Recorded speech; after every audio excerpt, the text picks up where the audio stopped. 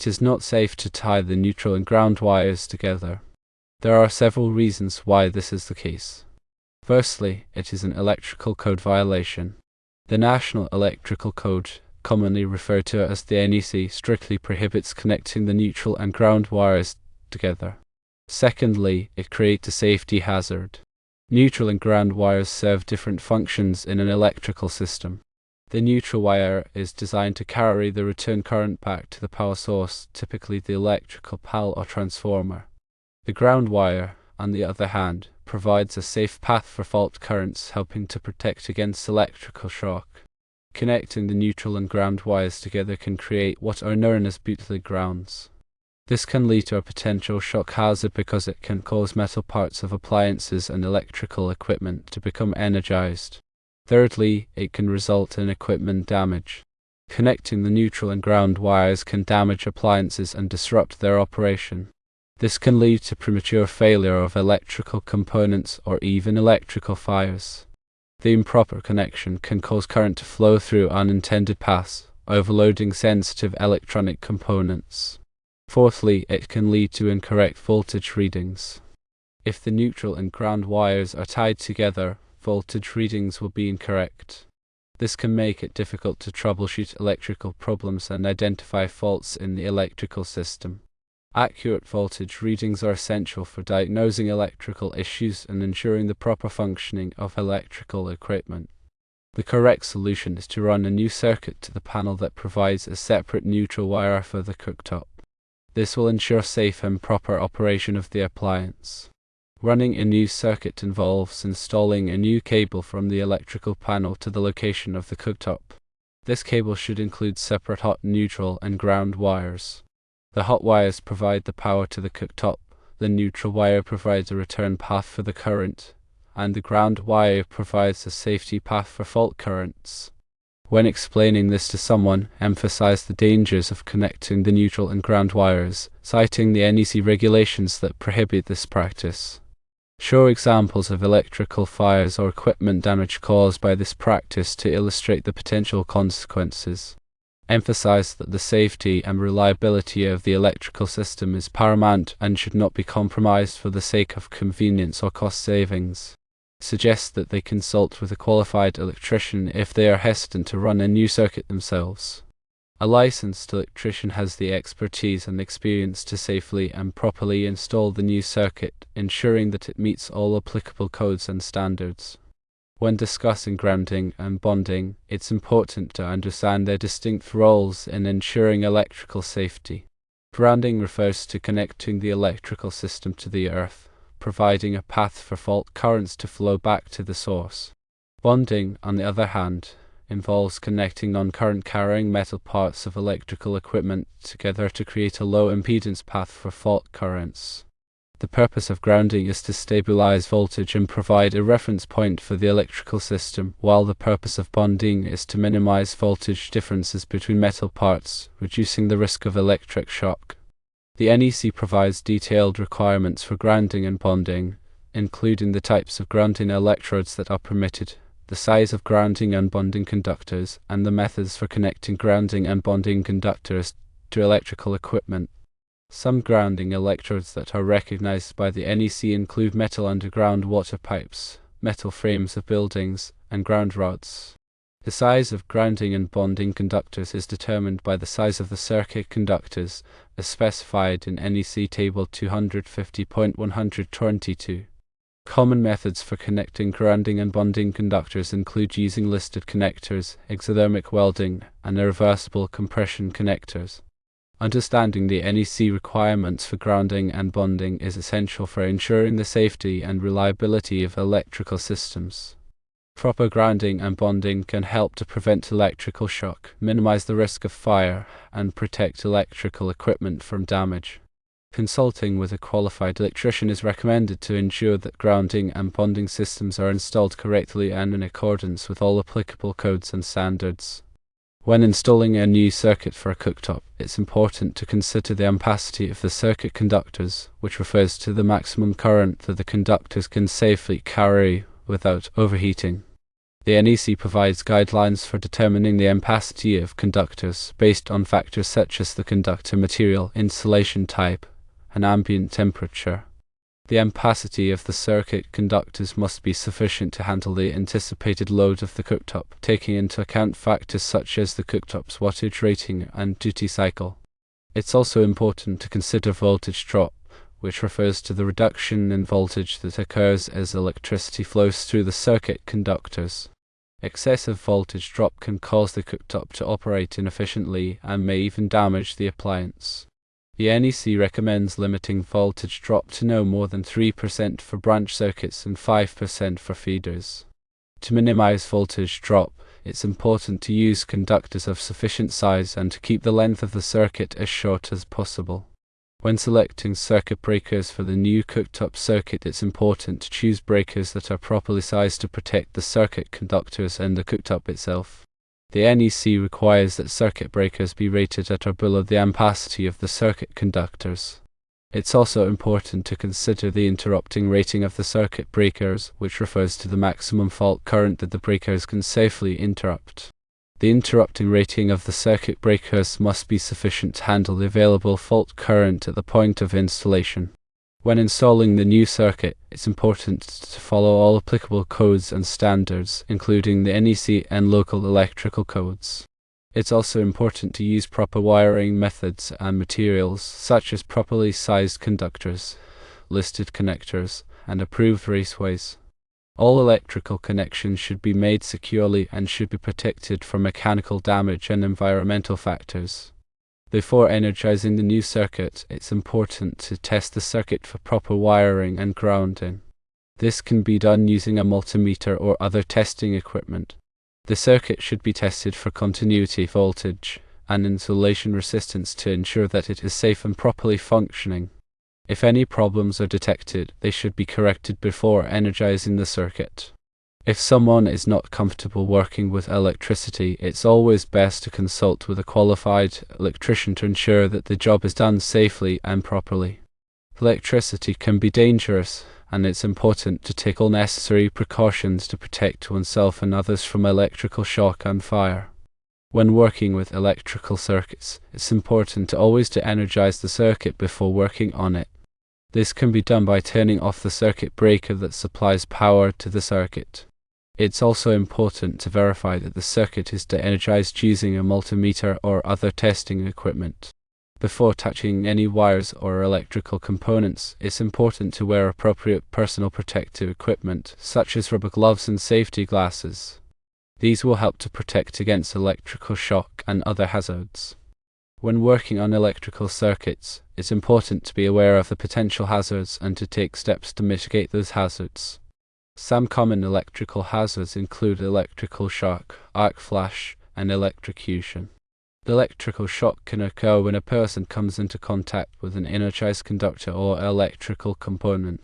Arc flash is a dangerous electrical explosion that can cause severe burns and other injuries. The electrocution is a fatal electrical shock that can occur when a person comes into contact with a high voltage source. To mitigate these hazards, it's important to follow safe work practices such as de-energizing circuits before working on them, wearing appropriate personal protective equipment, and using insulated tools. It's also important to be aware of the potential hazards in the work area and to take steps to eliminate or minimize those hazards. Some common hazards in the work area include wet conditions, overhead power lines, and confined spaces. Working on a cooktop circuit that has a 2-wire system when the cooktop requires a 4-wire system can lead to several issues if the neutral and ground are improperly connected.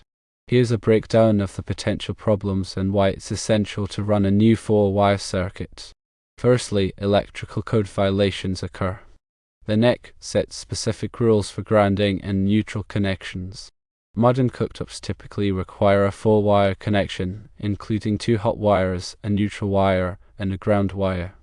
Improperly connecting the neutral and ground in this scenario violates these codes. Secondly, safety hazards are created. When the neutral and ground are bonded together at the appliance instead of only at the main service panel, it creates a potentially dangerous situation. If there is a fault, the appliance's metal parts could become energized, posing a shock hazard. This is because the ground wire is intended to provide a safe path for fault current to return to the source, tripping the circuit breaker. Bonding neutral and ground to the appliance can cause stray current on the grounding system. Thirdly, equipment damage can occur. Incorrect wiring can lead to erratic operation or damage to the cooktop and other appliances connected to the same electrical system. Electronic components are sensitive to voltage fluctuations, and improper grounding can cause these fluctuations, leading to failure. Fourthly, incorrect voltage readings can result. When neutral and ground are improperly connected, it can affect voltage readings, making it difficult to diagnose and troubleshoot electrical issues. Accurate voltage readings are crucial for maintaining a safe and efficient electrical system. Fifthly, nuisance tripping can occur. The circuit breaker may trip unnecessarily because the ground fault protection system is not functioning correctly. This can be frustrating and disruptive, and it indicates a problem with the wiring that needs to be addressed. The correct solution is to run a new 4-wire circuit from the electrical panel to the cooktop location. This ensures that the neutral and ground wires are properly separated and that the appliance is safely and correctly grounded. To explain this to your neighbor, emphasize the safety aspects, citing the NEC guidelines and potential hazards. Show real-life examples of electrical fires or equipment damage caused by improper grounding. Stress that electrical safety should always be a top priority. Suggest consulting with a qualified electrician who can properly assess the situation and install the new circuit, ensuring compliance with all applicable codes and standards. When a cooktop requires a 4-wire connection and the existing wiring is only a 2-wire system plus ground, there are specific concerns that arise from attempting to bond the neutral and ground wires together at the cooktop. In a typical 4-wire system, the cooktop has 2 hot wires, a neutral wire, and a ground wire. The 2 hot wires provide 240 volts for the heating elements, while the neutral wire provides a return path for 120 volt circuits used for controls or lights. The ground wire is there for safety, providing a path for fault current to return to the source in case of a short circuit. When you bond the neutral and ground wires at the cooktop, you're essentially creating a parallel path for the neutral current to flow. This means that some of the neutral current will flow through the ground wire, which is not designed to carry current under normal conditions. This can lead to several problems. 1. The ground wire can become energized, creating a shock hazard. 2. The ground wire can overheat, potentially causing a fire. 3. The ground fault circuit interrupter, or GFCI, protection may not work properly, increasing the risk of electrical shock. 4. It violates electrical codes, specifically the NEC, which requires separate neutral and ground wires for appliances like cooktops. The NEC is very clear on this point to ensure safety and proper functioning of the electrical system.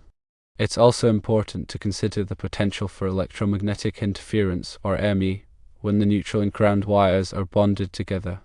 The flow of current through the ground wire can create electromagnetic fields that can interfere with the operation of other electronic devices in the area.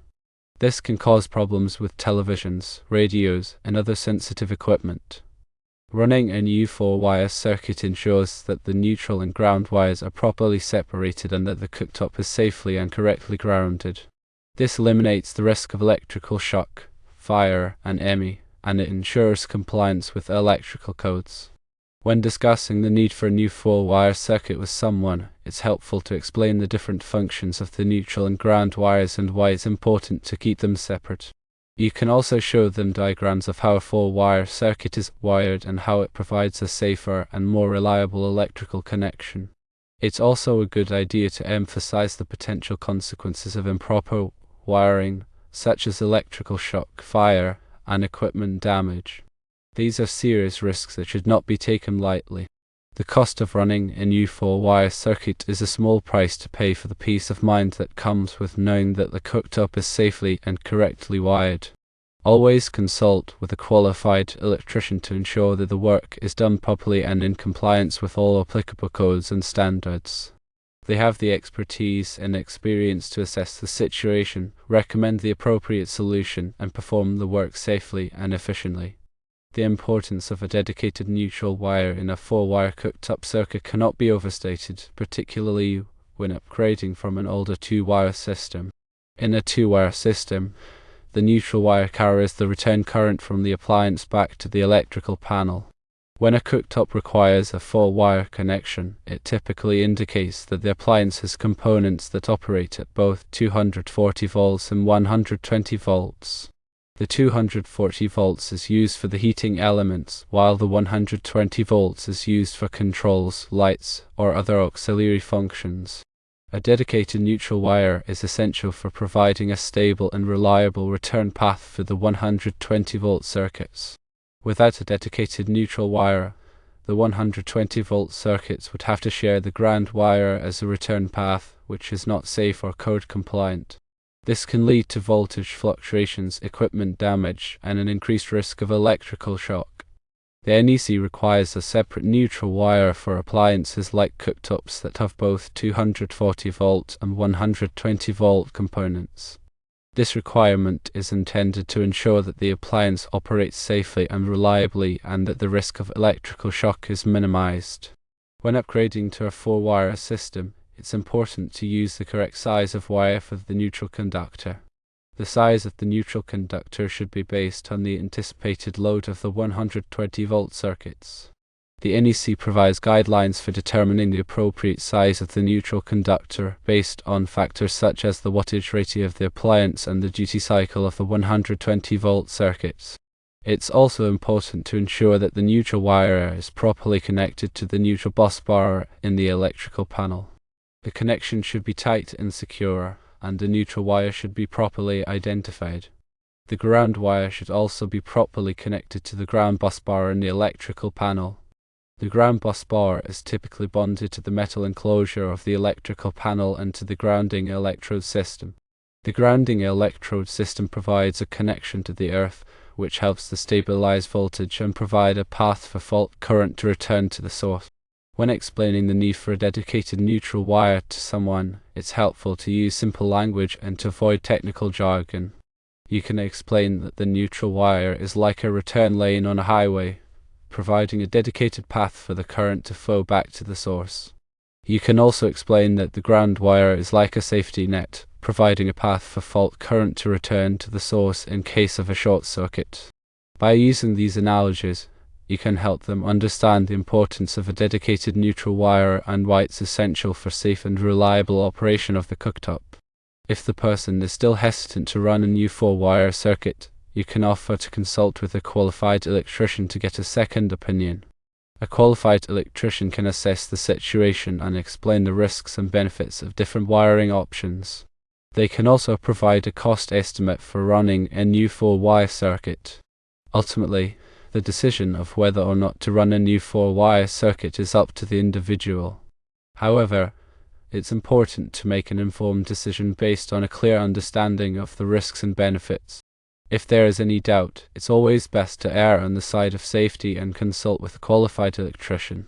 The information provided here is intended for educational purposes only and should not be considered a substitute for professional electrical advice. Always consult with a qualified electrician before performing any electrical work.